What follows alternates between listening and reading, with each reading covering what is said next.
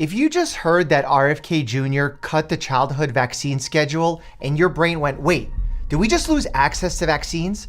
Take a breath. Let's break down what actually changed and why it matters. On January 5th, the CDC announced a headline change. They are no longer universally recommending several vaccines for all children the way it previously did. Instead, this new schedule sorts vaccines into 3 buckets. 1, vaccines recommended for all kids. 2, vaccines for certain high-risk groups. And 3, vaccines that fall into a category that are now shared clinical decision-making. Well, what moved out of the everyone gets it bucket? Influenza, rotavirus, RSV, hepatitis A, hepatitis B, and meningitis vaccines. Folks, these are not benign conditions. Flu hospitalizations are the highest they've been in a decade. 50 to 70,000 kids were hospitalized with rotavirus before the vaccine was around. Hepatitis B is especially serious for babies as they have a 90% chance of developing chronic infection, which can lead to cirrhosis or even cancer later in life.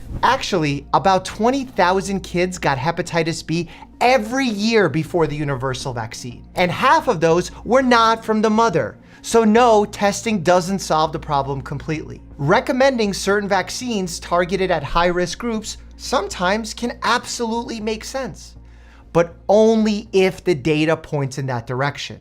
And I need to state this clearly. No breakthrough or new research was discovered to make this change, and vaccines remain proven to be safe to be given to healthy children at scale to prevent illness. So how did the committees put in charge of our children's well-being allow this change? Well, they didn't. No independent body reviewed and recommended these changes. It was a unilateral and truly not scientific decision criticized by CDC's own employees and medical experts across the country. And here's why this is a big deal. Universal recommendations aren't just words on a website. They drive what our medical offices stock, what parents view as standard, what schools and states consider, and what communities actually do. In public health, even small drops in vaccine uptake can mean big increases in outbreaks. I'm not one to fearmonger, but here's the harsh reality.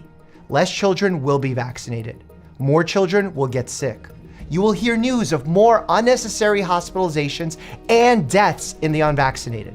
So what should you do as a parent or caregiver?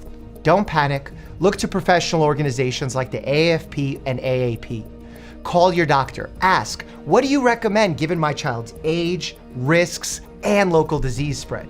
And if you're hearing loud voices online, remember, protecting the well-being of children shouldn't be political. It's clinical.